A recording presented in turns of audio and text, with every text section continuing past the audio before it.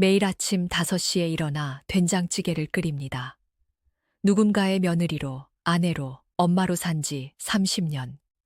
이 집의 평화를 위해 제 삶을 바쳤는데 문득 거울을 보면 내 얼굴이 낯섭니다. 나는 누구였을까요? 그리고 이 삶의 끝에는 무엇이 기다리고 있을까요? 이 이야기가 더 많은 분께 닿을 수 있도록 구독과 좋아요, 댓글로 응원해 주시면 감사하겠습니다. 그럼 지금부터 이야기를 시작합니다. 새벽 5시, 시어머니 방에서 들려온 둔탁한 소리에 잠에서 깨어 달려갔을 때의 그 광경을 저는 지금도 잊을 수가 없습니다. 바닥에 쓰러져 계신 어머니, 그리고 뒤집어진 물컵. 저는 떨리는 손으로 119를 눌렀고, 그렇게 우리 집의 평온한 일상은 조금씩 금이 가기 시작했습니다. 저는 박은숙, 올해 58입니다. 26에 이 집 며느리로 들어와 벌써 30년이 넘었습니다. 그동안 시어머니를 모시고 남편 뒷바라지하고 딸 하나 키우며 살았습니다. 제 삶이라고 부를 만한 건 없었지만 그래도 이 집안이 평화롭기만 하다면 그걸로 좋겠습니다. 그날 아침도 평소처럼 시작되었습니다. 새벽 5시에 일어나 제일 먼저 어머니 방 문을 조심스레 열어 안부를 확인하고 주방으로 가서 밥을 안치고 된장찌개를 끓였습니다. 어머니는 30년째 아침마다 된장찌개를 드셔야 직성이 풀리는 분이셨으니까요. 은수가, 오늘 된장찌개는 어떻게 끓였어? 매일 아침 식탁에 앉으시면서 하시는 말씀이었습니다. 칭찬이 아니라 검사였습니다. 간이 맞는지, 두부는 제대로 들어갔는지, 국물 색깔은 진한지. 30년을 끓여도 한 번도 맛있다는 말씀을 들어본 적이 없었습니다. 그래도 참았습니다. 시어머니란 원래 그런 거지, 며느리 농사가 이런 거지, 그렇게 스스로를 다독이며 하루하루를 버텨왔습니다. 그런데 그날 어머니 방에서 이상한 소리가 들렸습니다. 쿵. 둔탁하면서도 무거운 소리. 저는 잠옷 차림 그대로 뛰어갔습니다. 방문을 열었을 때 본 광경에 심장이 멎는 줄 알았습니다. 어머니가 침대 옆 바닥에 쓰러져 계셨고 손에 들고 계시던 물컵이 바닥에 깨져 있었습니다. 어머니, 어머니, 정신 차리세요. 저는 황급히 어머니를 부축했습니다. 다행히 의식은 있으셨지만 눈빛이 흐릿했고 입술이 파르르 떨리고 계셨습니다. 정말이지 그 순간만큼은 30년간 쌓인 서운함도 고부 갈등도 다 잊혀졌습니다. 그저 이 어르신이 무사하시기만을 바랐습니다. 남편을 깨우고 119를 불렀습니다. 구급차가 도착하고 어머니를 들것에 싣고 병원으로 향하는 내내 저는 어머니 손을 꼭 잡고 있었습니다. 80 넘으신 어르신의 손은 얇은 종이처럼 차갑고 가벼웠습니다. 제발 아무 일 없으시길. 응급실에서 몇 시간을 기다린 끝에 의사 선생님을 만났습니다. 보호자분이시죠? 일단 초기 뇌경색 의심이 되는 상황입니다. CT 찍어보고 정밀 검사 진행해야 합니다. 뇌경색 그 단어를 듣는 순간 눈앞이 캄캄해졌습니다. 옆에 서 있던 남편은 한숨만 길게 내쉬었습니다. 에휴, 일 어떡하지? 회사에 연락해야 하는데. 남편의 걱정은 어머니가 아니라 회사였습니다. 저는 아무 말도 하지 않았습니다. 예전 같으면 서운했을 텐데 이제는 그러려니 했습니다. 이 사람은 원래 이런 사람이니까. 다행히 정밀 검사 결과는 생각보다 나쁘지 않았습니다. 일시적인 어지럼증으로 보입니다. 큰 문제는 없어 보이니 이틀 정도 입원하시고 경과 보겠습니다. 의사 선생님의 말에 가슴을 쓸어내렸습니다.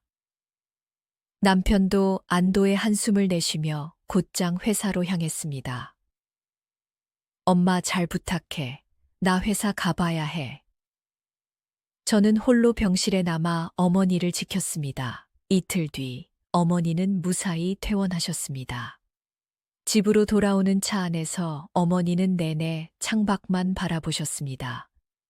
평소 같으면 병원비가 얼마나 나왔냐, 집안은 잘 돌아가고 있느냐 물으시곤 했는데 그날은 유난히 말이 없으셨습니다. 많이 놀라셨나 보다. 저는 어머니가 편히 쉬실 수 있도록 방을 정돈하고 소화 잘 되는 음식으로 저녁상을 차렸습니다. 그리고 다음 날 아침이 왔습니다.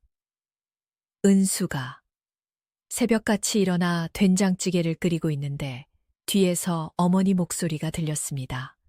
평소보다 날카로웠습니다. 네, 어머니. 편찮으신데 왜 일어나셨어요? 조금만 더 주무시지 그러세요. 아침은 차렸어? 네, 지금 막 상 차리려던 참이에요. 곧 식탁에 어머니와 남편이 앉았습니다. 저는 정성껏 끓인 된장찌개와 갓 지은 밥, 김치며 밑반찬을 정갈하게 차려냈습니다. 어머니는 찌개 한 술 떠서 드시더니 얼굴을 찌푸리셨습니다. 이게 무슨 맛이야? 네? 간이 하나도 안 맞잖아. 싱거워서 어떻게 먹어? 순간 당황스러웠습니다. 저는 30년간 똑같은 레시피로 된장찌개를 끓여왔고 어제까지만 해도 짜다는 소리를 들었던 터였습니다. 어머니, 평소처럼 끓였는데요. 평소가 이랬어? 은수가 내가 아프다고 대충대충 하는 거 아니야? 아닙니다, 어머니. 그럴 리가요. 하지만 어머니는 숟가락을 탁 내려놓으셨습니다. 에휴, 밥맛 없어. 다시 끓여. 다시 끓이라고요? 저는 멍하니 어머니를 바라봤습니다. 옆에 앉은 남편은 신문만 보고 있었습니다. 그날부터였습니다. 매일 아침 어머니는 된장찌개 간이 맞지 않는다며 저를 다그쳤습니다. 오늘은 또 너무 짜. 은수가 된장을 얼마나 넣은 거야? 이건 또 너무 싱거워. 국물 색깔 좀 봐. 맹물 같잖아. 두부가 왜 이렇게 많아? 내가 두부를 좋아하는 줄 알아? 짜다고 하셔서 된장을 줄였더니 싱겁다고 하시고 이번엔 두부가 많다고 하십니다. 저는 점점 혼란스러워졌습니다. 어머니가 원래 이러셨나? 하지만 저는 그저 나이 드시니 입맛이 변하신가 보다. 병원 다녀오셔서 예민해지신가 보다 하고 넘겼습니다. 어느 날 아침 또다시 된장찌개 간이 맞지 않는다는 핀잔을 들었습니다. 은수가 도대체 몇 번을 말해야 알아듣겠어. 이게 사람이 먹을 맛이야? 저는 꾹 참고 대답했습니다. 죄송합니다, 어머니. 다음엔 더 신경 쓰겠습니다. 그런데 어머니는 갑자기 제 손을 탁 치셨습니다. 신경 쓰겠다고? 신경을 써야지. 말로만 하면 뭐 해? 식탁 위에 반찬 그릇이 덜컹 소리를 냈습니다. 남편은 여전히 아무 말이 없었습니다. 저는 그 순간 가슴 한편이 무너져 내리는 것을 느꼈습니다. 정말이지, 이 집에서 나는 뭐란 말인가. 하지만 그 마음을 내색할 수는 없었습니다. 며느리니까요. 참아야 하니까요. 그날 밤 설거지를 하며 창밖을 바라봤습니다. 겨울 하늘은 유난히 어두웠고 찬물에 담긴 제 손은 빨갛게 부어 있었습니다. 언제까지 이렇게 살아야 하나. 그런 생각이 문득 들었습니다만 저는 고개를 저었습니다. 아니야, 어머니도 나이 드셨잖아. 조금만 더 참자. 조금만 더. 하지만 저는 몰랐습니다. 이것이 단순한 고부 갈등이 아니라는 것을, 그리고 이 된장찌개가 제 인생을 송두리째 바꿀 시작점이 될 거라는 것을. 그 모든 진실을 알게 되기까지는 아직 시간이 조금 더 필요했습니다. 어머니의 이상 행동은 급속도로 심해졌습니다. 같은 질문을 하루에도 수십 번 반복하셨고, 방금 식사를 하셨는데도 밥 안 줬냐며 화를 내셨습니다. 밤중에 옷을 챙겨 들고 집에 가야 한다며 현관문을 열려고 하실 때는 정말이지 온몸에 소름이 돋았습니다. 어머니, 여기가 집이에요. 어디 가시려고요? 집이 아니야. 내 집은 따로 있어. 우리 엄마가 기다려. 80이 넘으신 어머니 입에서 우리 엄마라는 말이 나올 때 저는 알았습니다. 이건 뭔가 잘못됐다. 남편과 상의해서 병원을 찾았습니다. 신경과 진료실에서 의사 선생님은 어머니께 몇 가지 질문을 했습니다. 어르신, 오늘이 며칠인지 아세요? 글쎄, 화요일? 지금 계절이 뭔가요? 여름? 겨울인데 여름이라고 하셨습니다. 몇 가지 검사를 더 받고 일주일 뒤 결과를 들었습니다. 알츠하이머형 치매입니다. 중등도 단계에 접어들고 있습니다. 치매. 그 한 단어가 귓가에 울렸습니다. 완치는 어렵습니다. 약물로 진행 속도를 늦추고 보호자분의 세심한 돌봄이 가장 중요합니다. 보호자의 세심한 돌봄. 그 말이 제 어깨를 짓눌렀습니다. 집으로 돌아오는 길, 저는 어머니의 옆 얼굴을 물끄러미 바라봤습니다. 고부 갈등이 아니었구나. 어머니도 힘드셨겠구나. 하지만 동시에 더 큰 무게가 짓눌러 왔습니다. 이제부터가 진짜 시작이구나.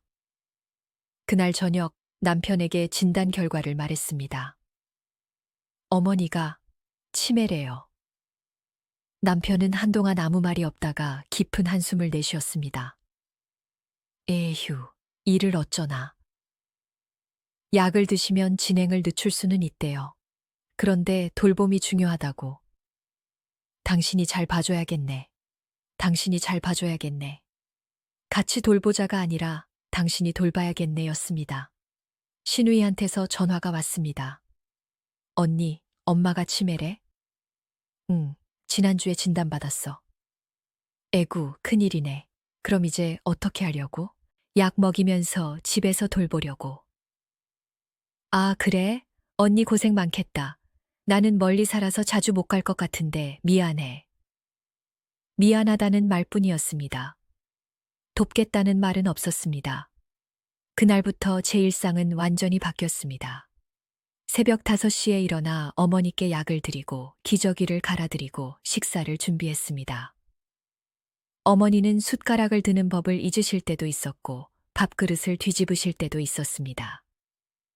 낮에는 어머니가 집안을 배회하시는 걸 따라다니며 다치지 않도록 지켰습니다. 밤이 되면 어머니는 더욱 불안해하셨습니다. 도둑이 들었다. 누가 날 죽이려 한다. 밤새 어머니 곁을 지키며 진정시켜 드렸습니다. 괜찮아요, 어머니. 제가 여기 있잖아요. 누구야, 넌? 누구냐고? 어머니는 저를 알아보지 못하셨습니다. 그 순간 가슴이 무너져 내렸습니다. 한 달이 지나자 거울 속 제 모습은 10년은 늙어 보였습니다. 눈 밑은 시커멓게 그늘이 졌고 볼은 쭉 꺼졌으며 흰머리가 부쩍 늘었습니다. 58인데 70 넘은 노파 같았습니다. 남편은 여전히 수고한다는 말 한마디 없이 출근하고 퇴근했습니다. 어머니가 밤새 소리를 질러도 남편은 나는 내일 회사 가야 하니까 며 귀마개를 하고 주무셨습니다. 저는 점점 지쳐갔습니다. 몸도 지쳤지만 마음이 더 지쳤습니다. 그리고 그 무렵부터 제 몸에도 이상 신호가 왔습니다. 어머니를 돌본 지 2달, 처음에는 그냥 피곤한 줄만 알았습니다. 밥을 먹어도 속이 더부룩하고 뭘 먹어도 맛이 없었습니다. 체중도 부쩍 빠졌습니다. 여보, 당신 많이 말랐네. 어느 날 남편이 무심코 한 말이었습니다. 그냥 스트레스 때문이겠지. 하지만 증상은 점점 심해졌습니다. 설거지를 하다가 갑자기 어지러워서 싱크대를 붙잡은 적도 있었고, 어머니를 부축하다가 힘이 풀려서 주저앉은 적도 있었습니다. 어느 날 아침 화장실 거울을 보고 깜짝 놀랐습니다. 얼굴이 흑빛이었고 눈빛에는 생기가 하나도 없었습니다. 이러다 정말 큰일 나겠는데. 딸 지민이가 주말에 집에 들렀습니다. 엄마, 왜 이렇게 말랐어? 얼굴도 안 좋고. 괜찮아. 그냥 요즘 좀 바빠서. 엄마, 병원 가봤어? 아니, 괜찮다니까. 엄마, 이게 괜찮아 보여? 당장 병원 가자. 내가 모시고 갈게. 결국 저는 딸과 함께 병원에 갔습니다. 내과 의사 선생님은 제 증상을 듣더니 바로 내시경 검사를 권했습니다. 일주일 뒤 검사 결과를 들었습니다. 의사 선생님의 눈빛이 심상치 않았습니다. 보호자분은 안 오셨나요? 저 혼자 왔는데요. 왜요? 보호자분과 함께 설명드리는 게 좋을 것 같은데 그 순간 알았습니다. 아, 이건 심각한 거구나. 괜찮아요. 그냥 말씀해 주세요. 의사 선생님은 잠시 망설이다가 조심스럽게 입을 열었습니다. 위암입니다. 2기로 판단됩니다. 위암, 2기. 그 단어들이 귓가에 울렸습니다. 암이요? 네. 다행히 조기는 아니지만 2기라면 수술과 항암 치료로 완치 가능성이 있습니다. 완치 가능성. 하지만 제 귀에는 위암이라는 단어만 맴돌았습니다. 어떻게 병원을 나왔는지 기억이 나지 않습니다. 버스 정류장 벤치에 앉아서 저는 그제야 눈물이 났습니다. 나 죽는 건가? 58. 아직 환갑도 안 된 나이인데, 손주도 아직 못 봤는데, 평생 이 집안을 위해 살았는데 정작 제 몸은 돌보지 못했습니다. 집으로 돌아와 남편에게 말했습니다. 여보, 병원에서 말을 꺼내려다 멈췄습니다. 남편의 얼굴을 보는 순간 문득 두려움이 밀려왔습니다. 위암이라고 하면 치료비 때문에 또 한숨부터 쉬겠지. 어머니 병원비도 부담스러워 하는데 내 치료비까지. 차라리 조용히 혼자 해결할 수는 없을까. 위염이래요. 거짓말이 입에서 나왔습니다. 위염? 그럼 약 먹으면 되겠네. 다행이다. 남편은 그게 다였습니다. 하지만 거짓말은 오래가지 못했습니다. 딸은 다음 날 바로 집으로 찾아왔습니다. 엄마, 진짜 뭐야? 위염 맞아? 응. 거짓말. 엄마 목소리 들어보면 알아. 뭔데?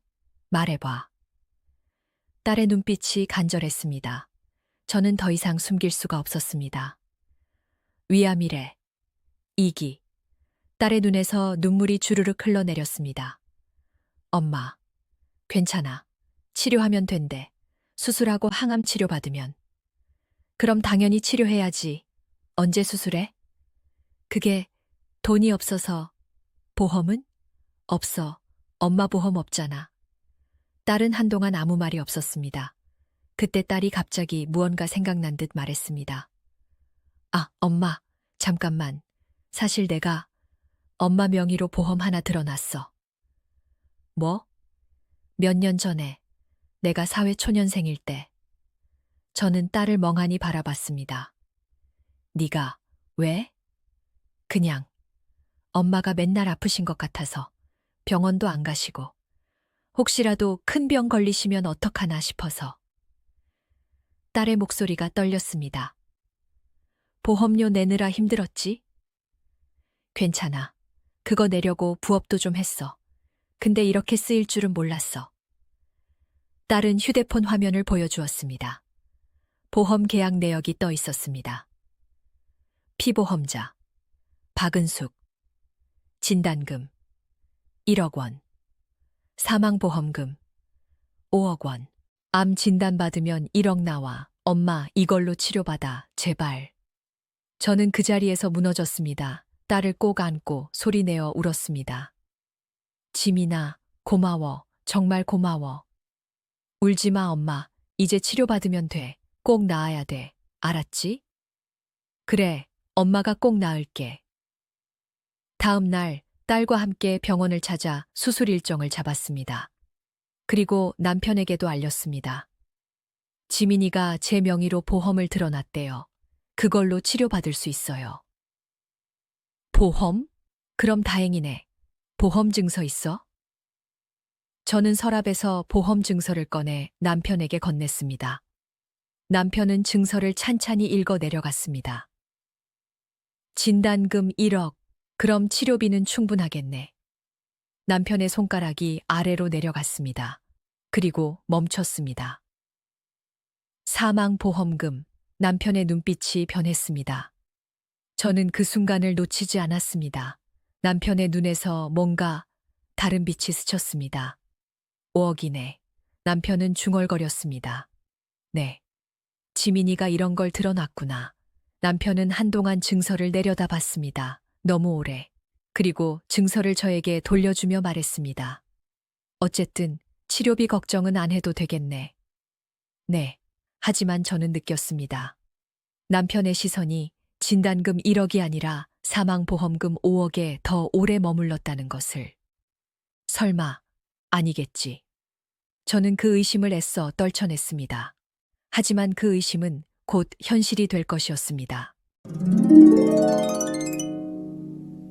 다음 날 남편과 함께 병원을 찾았습니다. 담당 의사 선생님이 수술 계획과 치료 방향을 설명해 주었습니다. 수술 후 항암 치료를 진행할 예정입니다. 이기라면 예후가 나쁘지 않습니다. 완치율은 어느 정도인가요? 남편이 물었습니다. 70% 정도로 보시면 됩니다. 물론 환자분의 상태와 치료 경과에 따라 달라질 수 있습니다. 그럼 30%는 안 좋다는 거네요? 의사 선생님은 잠시 침묵했습니다. 모든 치료에는 불확실성이 있습니다. 하지만 최선을 다하면 충분히 이길 수 있는 병입니다. 항암 치료는 얼마나 힘든가요? 남편이 또 물었습니다. 환자분마다 다르지만 부작용이 있을 수 있습니다. 구토, 탈모, 피로감 등이요. 남편은 고개를 끄덕였습니다. 그런데 표정이 묘했습니다. 병원을 나오는 길 남편이 말했습니다. 당신 많이 힘들겠다.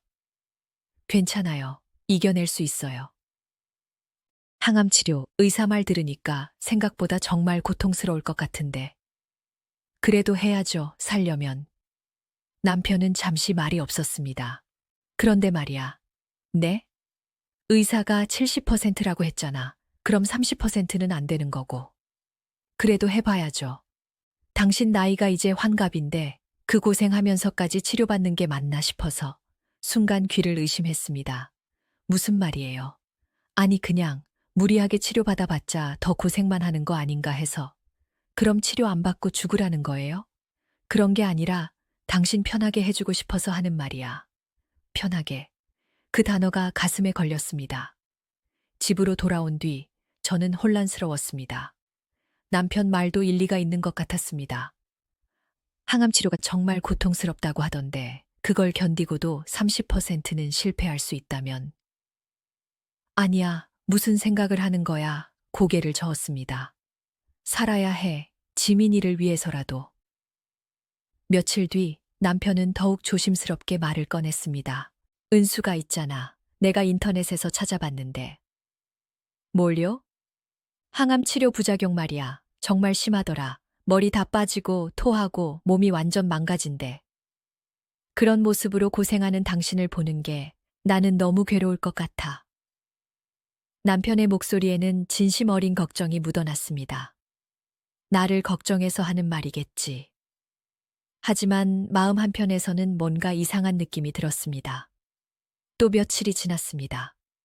이번에는 다른 방식으로 말을 꺼냈습니다. 은수가 지민이 생각해봤어?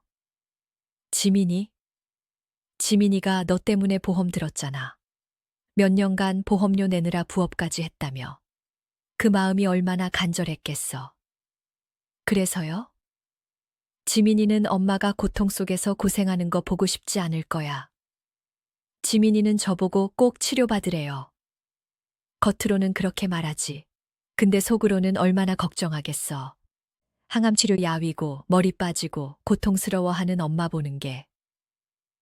차라리 편하게 보내드리는 게 진짜 효도 아닐까. 가슴이 철렁했습니다. 무슨 소리예요? 아니, 그게 아니라 엄마의 마지막이 고통이 아니라 평화였으면 좋겠다는 지민이 마음 말이야. 저는 혼란스러웠습니다. 맞는 말인가? 지민이가 정말 그렇게 생각할까? 또 며칠 뒤였습니다. 남편은 더욱 부드럽게, 더욱 교묘하게 말을 이었습니다. 은수가 있잖아.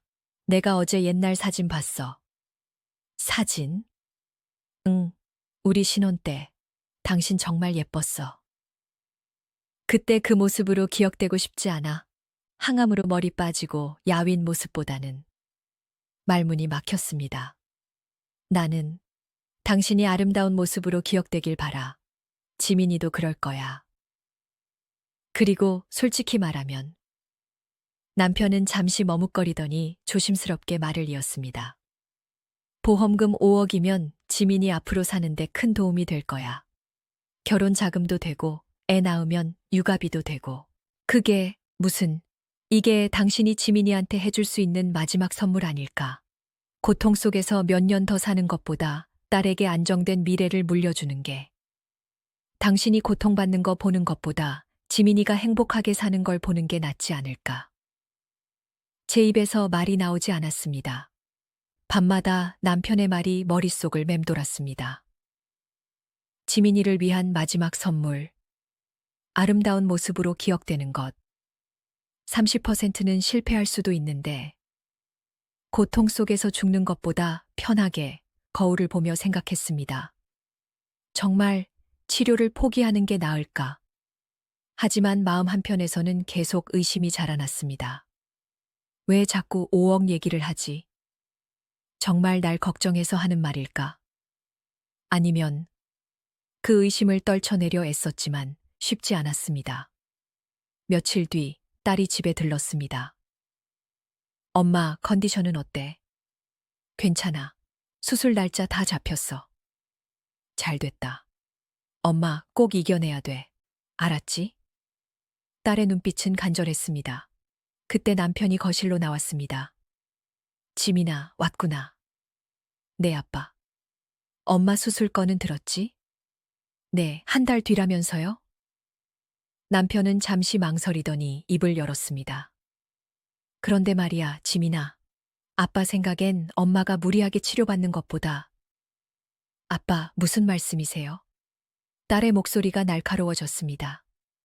항암 치료가 얼마나 힘든지 알아. 엄마 나이에 그걸 견딜 수 있을까? 그래도 해야죠. 안 하면 어떡해요? 아빠는 엄마가 고생하는 게 안쓰러워서 그래. 고생스러워도 살아야죠.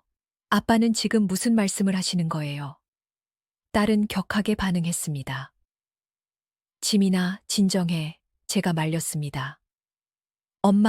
엄마는 아빠 말 듣고 있어요. 이게 말이 돼요. 아빠도 엄마 걱정해서 하시는 말씀이야. 걱정? 이게 걱정이에요. 치료 포기하라는 게 걱정이에요. 딸은 눈물을 글썽이며 저를 바라봤습니다. 엄마, 정신 차려요. 엄마는 살아야 돼요. 나 때문에라도. 알아, 지민아. 약속해요. 절대 포기하지 않는다고. 그래, 하지만 제 대답은 힘이 없었습니다. 이미 저는 남편의 말에 조금씩 흔들리고 있었습니다. 그날 밤 남편이 조심스럽게 말했습니다. 은수가. 네. 아까는 미안해. 지민이 앞에서 괜한 말 했네. 괜찮아요. 근데 말이야, 내가 하고 싶었던 말은. 남편은 잠시 말을 멈췄습니다. 치료를 하되 너무 무리하지 말라는 거야. 연명치료 같은 건 하지 말고. 연명치료. 만약 치료가 잘 안 되면 그때는 편하게 가는 것도 방법이야. 고통 속에서 버티는 것보다 평화롭게 가는 게 나을 수도 있어. 그 말들이 제 마음을 흔들었습니다. 맞는 말일지도 몰라 며칠이 더 지났습니다. 남편의 설득은 계속되었고 저는 점점 지쳐갔습니다. 어머니 간병도 계속되었습니다.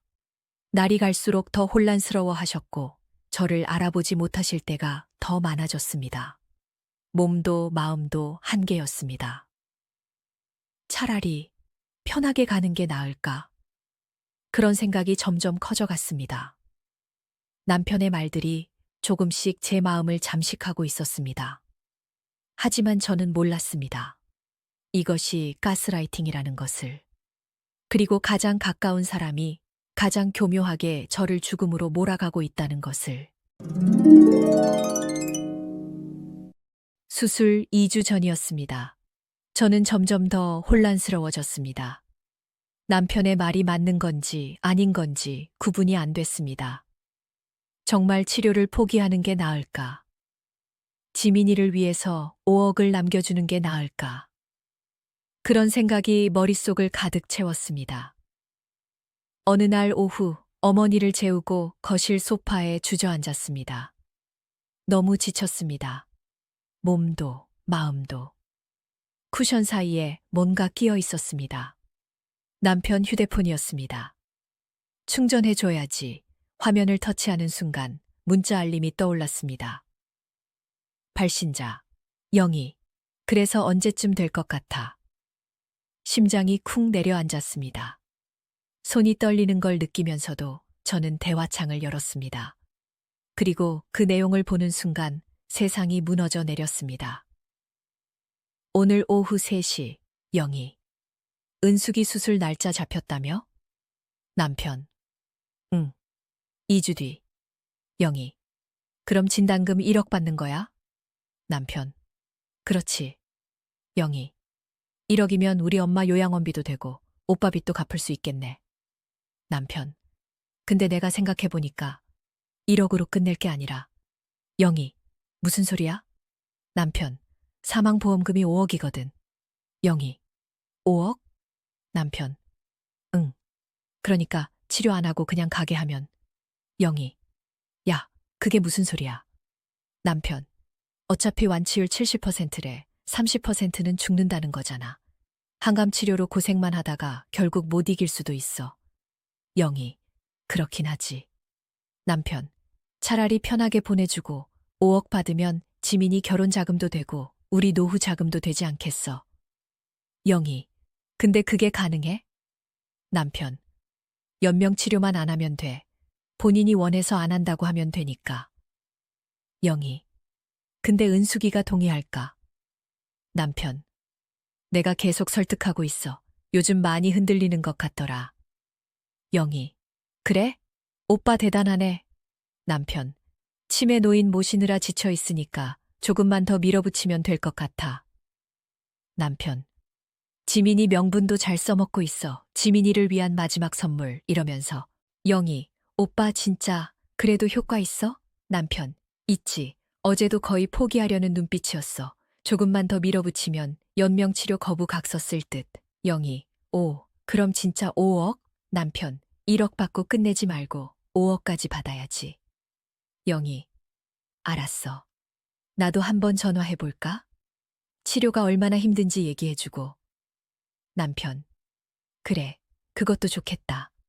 우리 엄마도 요양원 보내야 하는데 돈 많이 필요하니까. 영희. 5억이면 우리 좀 편해지겠다. 남편. 2주만 더 잘 설득해볼게. 휴대폰이 손에서 떨어졌습니다. 바닥에 떨어진 화면은 여전히 밝게 빛나고 있었습니다. 저는 그 자리에 얼어붙었습니다. 1억으로 끝낼 게 아니라 5억까지. 치매 노인 모시느라 지쳐 있으니까 조금만 더 밀어붙이면. 지민이 명분도 잘 써먹고 있어. 어제도 거의 포기하려는 눈빛이었어. 연명치료 거부 각서 쓸 듯 모든 것이 연극이었습니다. 당신이 고생하는 게 안쓰러워서. 지민이를 위한 마지막 선물. 아름다운 모습으로 기억되길. 당신 편하게 해주고 싶어서. 그 모든 말들이 5억을 위한 대본이었습니다. 손이 떨렸습니다. 온몸이 떨렸습니다. 눈물이 나오지 않았습니다. 너무 큰 충격에 눈물조차 얼어붙었습니다. 30년을 이 사람과 살았습니다. 시어머니 모시고 살림하고 딸 키우고 이 집안을 위해 제 인생을 바쳤습니다. 그런데 이 사람 눈에 저는 5억짜리 보험금이었습니다. 저는 그 자리에 주저앉아 밤이 깊어가는 줄도 모르고 앉아 있었습니다. 머릿속이 하얗게 비어 있었습니다. 그리고 천천히, 아주 천천히 제 인생이 되감기되기 시작했습니다. 26에 이 집에 시집 왔을 때. 은수가 이제 우리 집 며느리야. 시어머니 잘 모시고 남편 뒷바라지 잘해야 돼. 그때부터 저는 박은숙이 아니라 며느리였습니다. 새벽 5시에 일어나서 시어머니 안부부터 확인했습니다. 된장찌개를 끓이고 밥을 하고 남편 옷을 다렸습니다. 오늘 된장찌개는 어떻게 끓였어? 매일 아침 듣는 검사 같은 질문. 칭찬은 한 번도 없었습니다. 딸을 낳고 키우면서도 시어머니 모시는 일은 계속됐습니다. 아이가 아파서 병원에 가고 싶어도 시어머니 끼니가 먼저였습니다. 지민이는 엄마가 보면 되고 어머니는 누가 돌봐 남편의 말이었습니다. 제가 아플 때는 어땠을까요? 감기에 걸려도 그래도 어머니 식사는 챙겨야 하는 거 아니야 했던 남편. 제가 몸살로 누워 있을 때도 내일은 아침 몇 시에 차려줄 수 있어 물었던 남편. 제 몸은 한 번도 우선순위가 아니었습니다. 30년. 제 꿈이 뭐였는지 기억도 나지 않았습니다. 카페를 하고 싶었던 것 같은데 그건 너무 오래전 일이었습니다. 여자가 무슨 사업이야. 집안일이나 잘해. 남편의 말에 그 꿈도 묻어두었습니다. 그런데 지금 위암 진단을 받았을 때도 위염이라고 거짓말까지 했는데 치료비 걱정될까봐 숨겼는데 이 사람은 나를 5억으로 보고 있었구나. 밤이 깊어갔습니다. 새벽 2시, 3시 저는 뜬 눈으로 생각했습니다. 나는 이 집에서 뭐였지? 며느리였고 아내였고 엄마였습니다. 하지만 나는 아니었습니다. 30년 동안 단 한 번도 박은숙으로 살아본 적이 없었습니다. 그런데 이제 와서 5억? 죽어야 가치가 있는 존재. 살아있을 때는 치료비 걱정된다며 등 돌렸던 사람들이 죽으면 5억을 가져가려고 했습니다. 새벽 4시쯤 되었을까. 처음으로 분노가 솟구쳤습니다. 가슴 깊은 곳에서 뜨거운 것이 타올랐습니다. 왜? 왜 나는 30년을 이렇게 살았지? 왜 나는 한 번도 나를 위해 살지 못했지? 왜 지금도 이 집에서 며느리 노릇을 하고 있지? 분노는 점점 커졌습니다. 하지만 그것은 파괴적인 분노가 아니었습니다. 뭔가 다른 것이었습니다. 새벽 5시, 평소라면 일어날 시간이었습니다. 시어머니 안부 확인하고 된장찌개 끓이고 아침상 차릴 시간. 하지만 저는 일어나지 않았습니다. 왜 일어나야 하지? 나를 5억으로 보는 사람들을 위해서? 치료 포기하라고 가스라이팅한 사람들을 위해서? 그 순간 모든 것이 명확해졌습니다. 분노가 아니었습니다. 각성이었습니다. 나는 5억짜리 보험금이 아니야. 나는 박은숙이야. 그리고 나는 살고 싶어. 30년간 억눌렸던 무언가가 깨어났습니다. 나라는 존재가, 박은숙이라는 사람이. 방문 열리는 소리가 들렸습니다. 안 자고 여태 거실에 있었던 거야? 남편의 목소리. 평소와 똑같은 아무렇지도 않은 목소리. 하지만 이제 저는 압니다. 그 목소리 뒤에 숨은 5억의 계산을. 남편이 방에서 나와 제 옆으로 왔습니다. 왜 그래? 안색이 안 좋네. 어디 아파? 괜찮아? 걱정하는 척. 저는 바닥에 떨어진 휴대폰을 가리켰습니다. 남편의 얼굴이 굳었습니다. 그게 다 봤어요. 은수가 이건 오해. 오해요? 5억 받으려고 날 죽이려 한 게 오해예요? 아니야. 진짜로 널 죽이려던 게 아니라. 그럼 뭐예요? 연명치료 포기하게 만들어서 빨리 죽게 하려던 게 아니었어요? 남편은 말을 잇지 못했습니다. 지민이를 위한 마지막 선물이라고 했죠. 지민이 명분 잘 써먹고 있다고 했죠. 은수가 어제도 거의 포기하려는 눈빛이었어. 이렇게 말했잖아요. 당신 눈에 나는 5억짜리 보험금이었구나. 죽어서 돈이나 남겨줄 존재. 아니야, 은수가. 나는 30년을 당신 뒷바라지했어요. 어머니 모시고 집안일하고 딸 키우고 내 인생을 다 바쳤어요. 눈물이 흘러내렸습니다. 근데 당신 눈에 나는 5억짜리 보험금이었어요. 남편은 고개를 숙였습니다. 아무 말도 하지 못했습니다. 그 침묵이 모든 것을 인정하는 것이었습니다. 저는 그 자리에서 서서히 일어났습니다. 밤새 무너졌던 모든 것들이 이제는 오히려 저를 단단하게 만들고 있었습니다. 이제 알겠어요. 은수가 당신이 편하게 보내주고 싶다고 했을 때 정말은 빨리 죽어서 5억 받았으면 좋겠다는 뜻이었구나. 남편이 고개를 들었습니다. 당황한 얼굴이었습니다. 그게 아니야. 정말로 너를 위해서. 거짓말 그만해요. 제 목소리는 의외로 차분했습니다. 신우이도 똑같잖아요. 5억이면 우리 좀 편해지겠다고 했잖아요. 새벽 6시. 어머니 방에서 움직이는 소리가 들렸습니다. 평소라면 지금쯤 저는 부엌에서 된장찌개를 끓이고 있을 시간입니다. 은수가 어머니 깨시면 아침밥 달라고 하실 텐데. 남편이 조심스럽게 말했습니다. 안 해요. 뭐? 아침밥 안 해요. 된장찌개도 안 끓여요. 은수가 무슨, 나는 5억짜리 보험금으로 취급당했는데 왜 아직도 이 집에 종노릇을 해야 하죠? 남편의 얼굴이 굳었습니다. 은수가 잠깐만 진정하고 이야기해보자. 진정하라고요?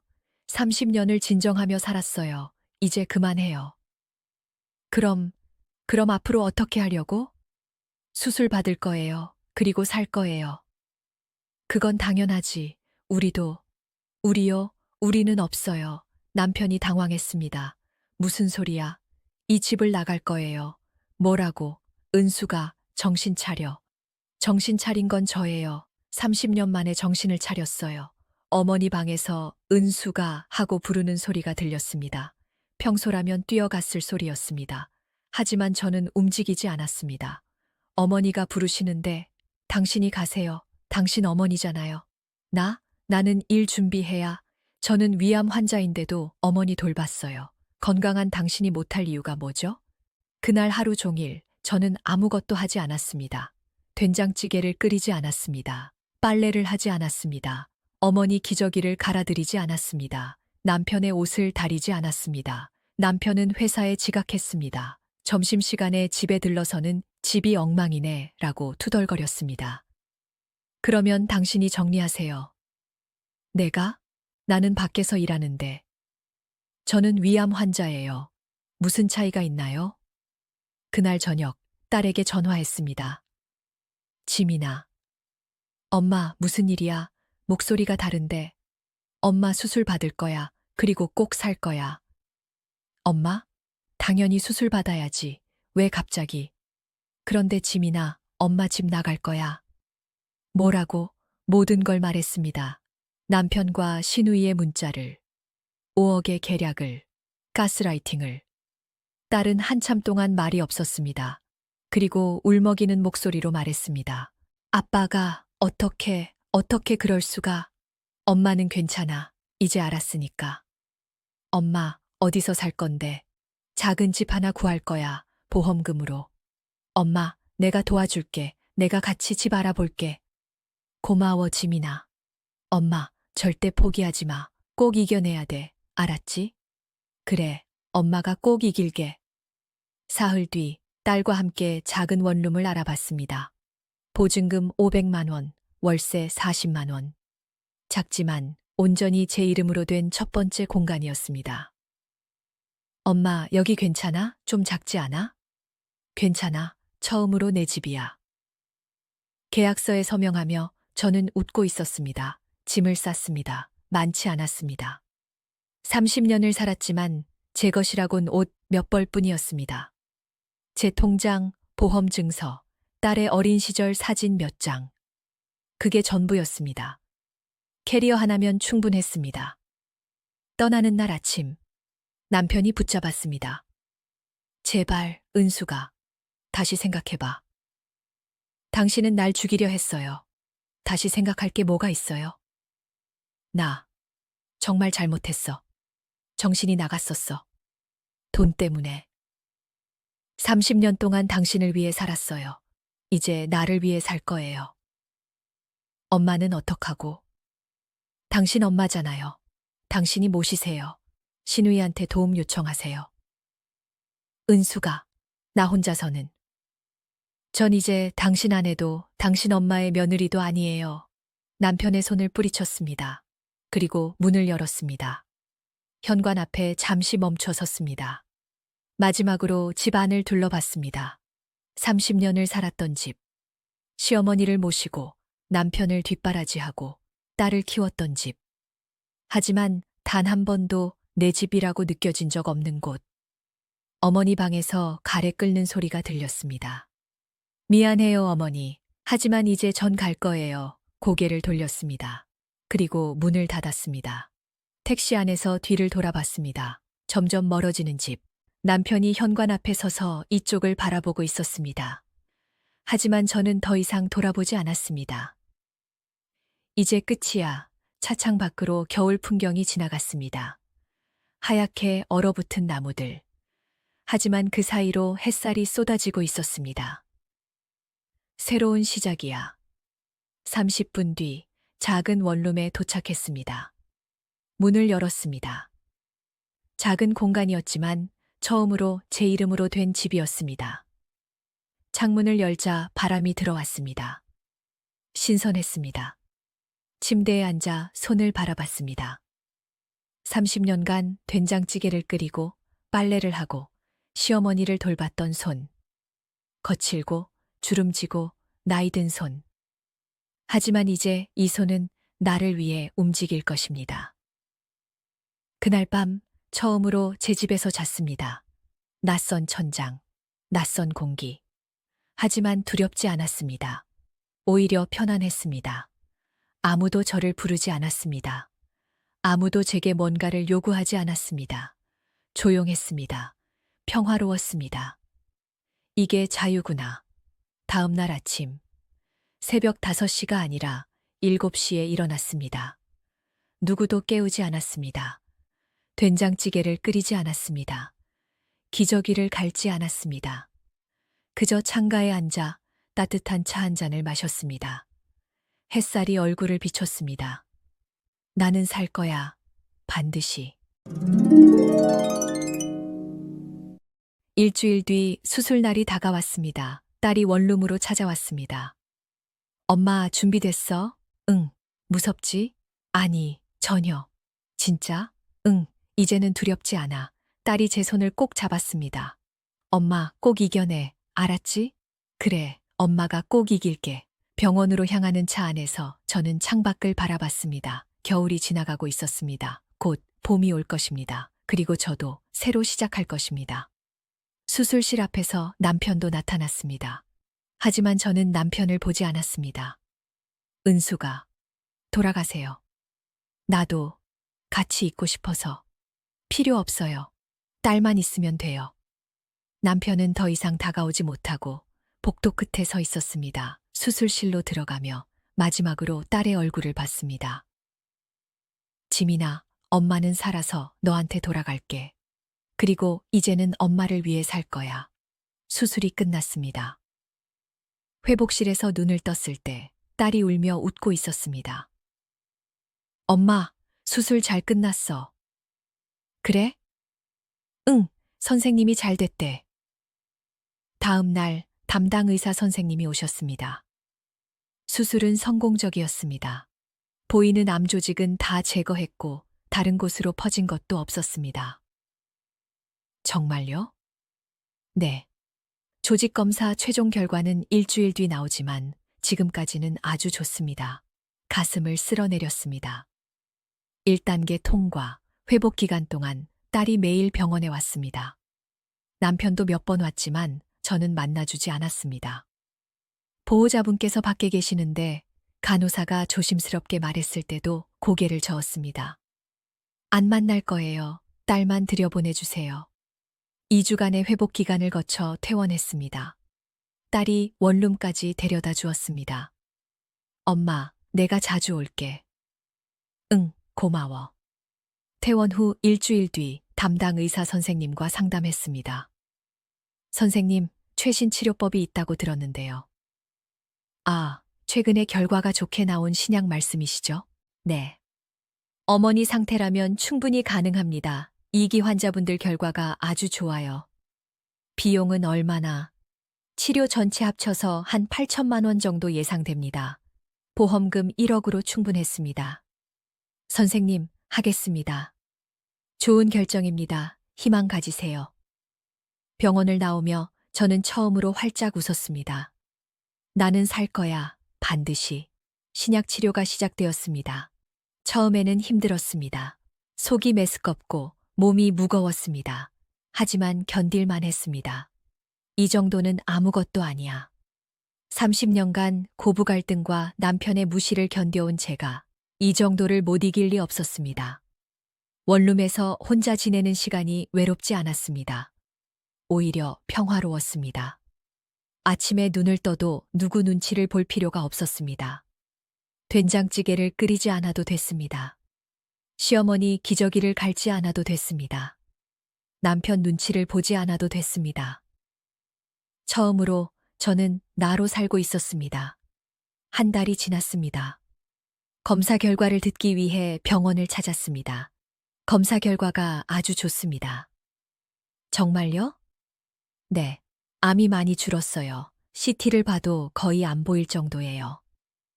그럼 이제 괜찮은 건가요? 지금처럼만 치료 잘 받으시고 몇 년간 꾸준히 검진 받으시면 완치라고 봐도 됩니다. 아주 잘하고 계세요. 의사 선생님의 말에 눈물이 났습니다. 나는 살았구나. 정말로 살아나고 있구나. 그 무렵 딸에게서 들은 이야기가 있었습니다. 엄마, 아빠가 요즘 많이 힘들대. 그래? 회사에서 잘렸대. 나이도 있고 해서 재취업이 안 된대. 그리고 할머니는 요양원에 모셨는데 한 달에 200만 원이 넘게 나온대. 시고모는? 시고모는 돈 안 낸다고 했대. 둘이 엄청 싸웠대. 인과응보가 시작되고 있었습니다. 하지만 저는 아무 감정도 느껴지지 않았습니다. 불쌍하지도 미안하지도 않았습니다. 그저 담담했습니다. 3개월이 지났습니다. 치료는 계속 잘 진행되었고 몸 상태도 점점 좋아졌습니다. 저는 작은 카페를 알아보기 시작했습니다. 치료비를 제하고 남은 돈이 약 2천만 원. 그 돈으로 작은 카페를 인수할 수 있었습니다.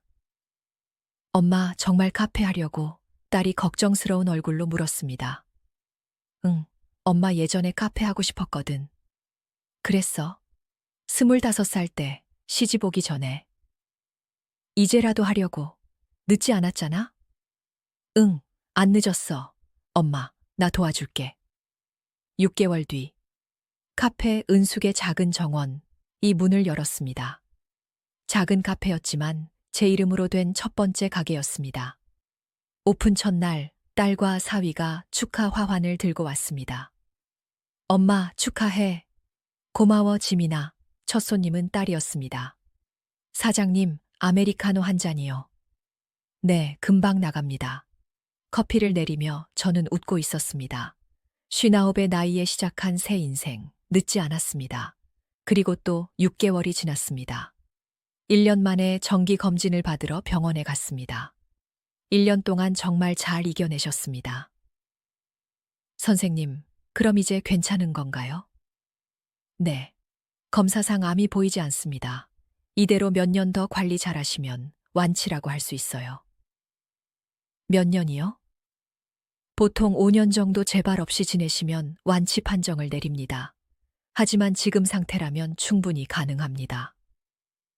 감사합니다, 선생님. 3개월마다 검진만 꼭 받으세요. 그것만 지키시면 됩니다. 병원을 나오며 하늘을 올려다봤습니다. 봄 하늘이 눈부시게 아름다웠습니다. 나는 살았구나. 정말로 살아냈구나. 저는 이제 압니다. 진정한 강함이 무엇인지, 희생만이 사랑이 아니라는 것을, 참는 것만이 미덕이 아니라는 것을, 그리고 여자도 며느리도 엄마도 아닌 나로 살아도 괜찮다는 것을. 환갑을 넘긴 나이지만 이제야 제 인생이 시작되었습니다. 5억을 노렸던 그들은 결국 아무것도 얻지 못했습니다. 하지만 저는 가장 소중한 것을 얻었습니다. 바로 제 자신을. 이제 제 인생은 오롯이 제 것입니다. 그로부터 2년이 흘렀습니다. 3개월마다 병원에 갑니다. 검사 결과는 계속 좋습니다. 재발 없음. 의사 선생님은 매번 잘하고 계세요 라고 말씀하십니다. 3년만 더 이렇게 지내면 완치래요. 하지만 저는 이미 알고 있습니다. 제가 이미 이겼다는 것을. 카페 은숙의 작은 정원은 작지만 꾸준히 사람들이 찾는 카페가 되었습니다.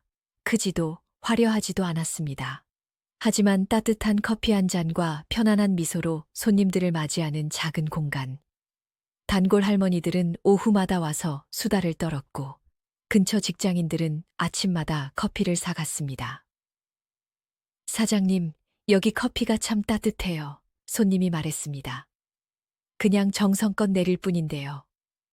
아니에요. 뭔가 마음이 편해지는 맛이에요.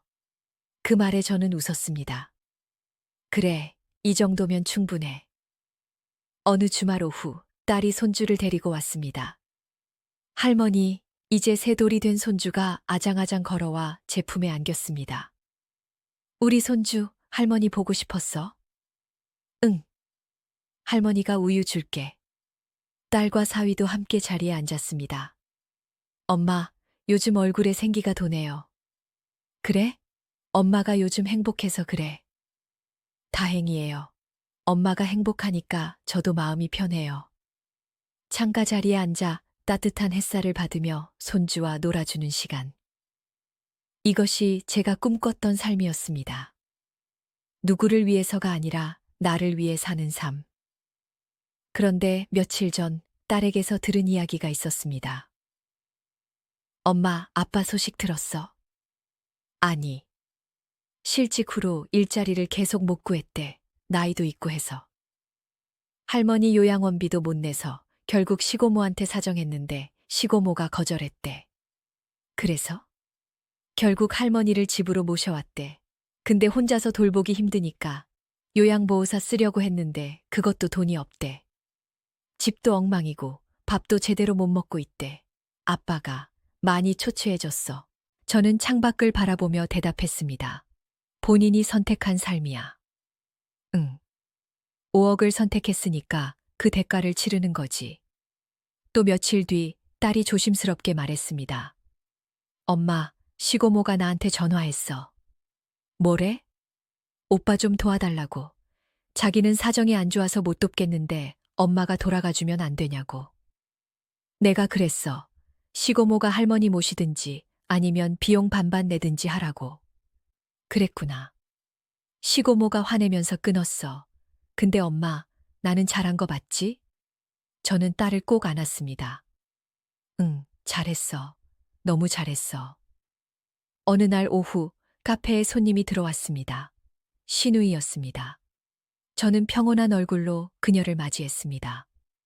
어서 오세요. 뭘 드릴까요? 언니. 손님, 주문하실 거 없으세요? 언니, 나야, 영희야. 알아요. 주문하세요. 차갑게 대했습니다. 신우이는 한참을 망설이다가 자리에 앉았습니다. 아메리카노 한 잔. 네, 잠시만요. 커피를 내려 테이블에 놓았습니다. 4,500원입니다. 언니, 우리 오빠 얘기 좀. 손님, 여기는 카페입니다. 개인적인 이야기는 곤란해요. 언니, 신우이의 목소리가 커졌습니다. 오빠가 지금 정말 힘들어. 일자리도 없고 엄마 요양원비도 못 내고 제발 좀 도와줘. 제가 왜요? 언니가 아니면 누가 오빠를 도와줘? 신우이분이 도와주세요. 친남매잖아요. 나도 사정이 안 좋아서. 그럼 저는 왜 도와줘야 하죠? 그래도 30년을 부부로 살았는데 저는 웃었습니다. 차갑게. 30년을 부부로 산 남편이 저를 5억짜리 보험금으로 봤어요. 치료 포기하게 만들어서 죽게 하려고 했죠.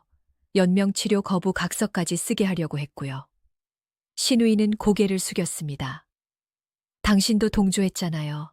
문자에 다 있었어요. 5억이면 우리 인생 편해지겠다고. 미안해, 언니.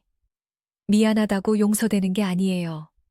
언니, 이제 그만 나가주세요. 다른 손님들한테 피해가 됩니다. 신우이는 울면서 카페를 나갔습니다. 저는 담담히 그 모습을 지켜봤습니다. 그로부터 한 달 뒤, 카페 앞을 지나가는 한 남자가 보였습니다. 남편이었습니다.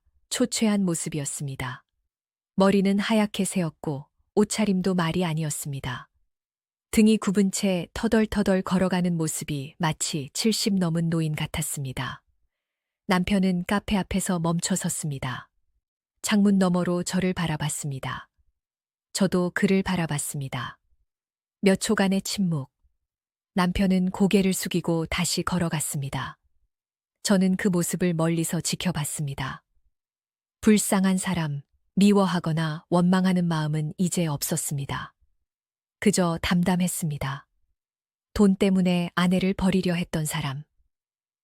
그 결과 아내도 잃고 돈도 얻지 못하고 일자리도 잃고 누이와의 관계도 잃었습니다.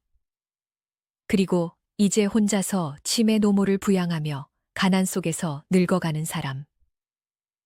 인과응보구나. 다시 주말이 왔습니다. 카페는 손님들로 붐볐습니다. 사장님, 여기 아메리카노 2잔이요. 네, 금방 나갑니다. 커피를 내리며 문득 거울에 비친 제 모습을 봤습니다. 환갑을 넘긴 나이지만 얼굴에는 생기가 돌았습니다. 짧게 자른 머리, 깔끔한 앞치마, 그리고 입가에 미소. 이게 나구나, 진짜 나. 오후, 딸과 사위가 손주를 데리고 왔습니다.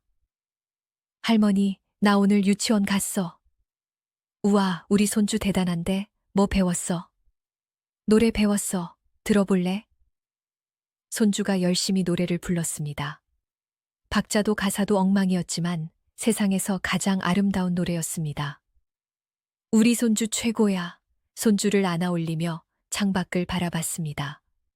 봄 햇살이 따뜻하게 카페 안을 비추고 있었습니다. 저녁 무렵 손님들이 모두 돌아가고 카페 문을 닫았습니다. 혼자 정리를 하며 하루를 되돌아봤습니다. 참 많은 일이 있었지.